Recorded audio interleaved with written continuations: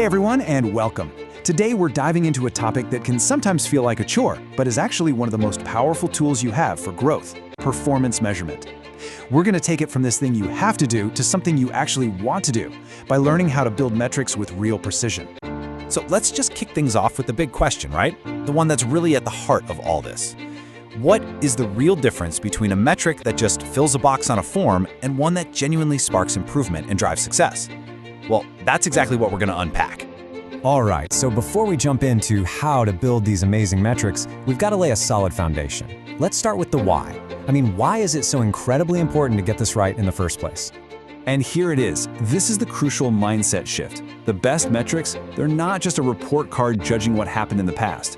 When that's all they are, they can create fear and even make people hide problems. No, their real power is as a compass for the future. They align entire teams, they make it crystal clear what success looks like, and they connect what someone does every single day to the huge goals of the organization. They guide, they don't just grade. Okay, so our foundation is set. Now, let's open up the toolkit. We're going to quickly break down a few key terms and systems that you'll see all the time in the world of performance management. First up, the KPI. You've heard this acronym a million times, right? But let's make it real. A key performance indicator is just a specific measurable number that shows you how well you're hitting a big strategic goal. So for instance, if your goal is to improve customer satisfaction, a great KPI might be your Net Promoter Score, or maybe average time to resolve an issue. Just cuts through all the noise and gives you one number to focus on. Next on the list is management by objectives, or MBO. And the magic phrase here is agreed upon. This is so important. It isn't some top-down command. It's a collaborative process where managers and employees sit down and define objectives together. That little change makes a massive difference, because when people help set the goals, they feel a way stronger sense of ownership and commitment to actually hitting them. And then we have 360-degree feedback. This is all about getting the complete picture. And why is that important? Well, think about it. Your manager only sees one side of how you work. This system pulls in confidential, anonymous input from your peers, your team, maybe even your clients. It gives you this holistic view of your real impact and your collaboration skills, all the stuff that numbers alone just can't capture. So how do these two things, MBOs and 360 feedback, fit together? It's actually pretty simple. Think of MBOs as focusing on the what. What objectives did you achieve? In contrast, 360-degree feedback is often focused on the how. How did you go about working with others to get those things done?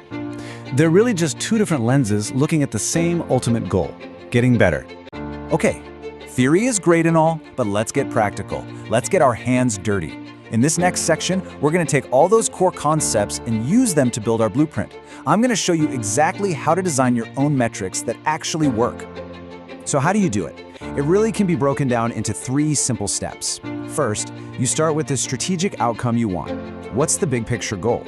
Second, you define a clear, measurable indicator that directly shows your progress toward that goal.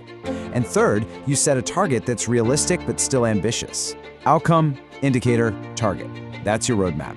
And as you're building, you can check your work against these 3 hallmarks. Think of it like a quality check. First, is it aligned? Does it actually push a major company goal forward? Second, is it transparent? Could literally anyone on your team explain exactly how it's calculated? And third, is it objective? There should be zero room for debate or guesswork in the number itself.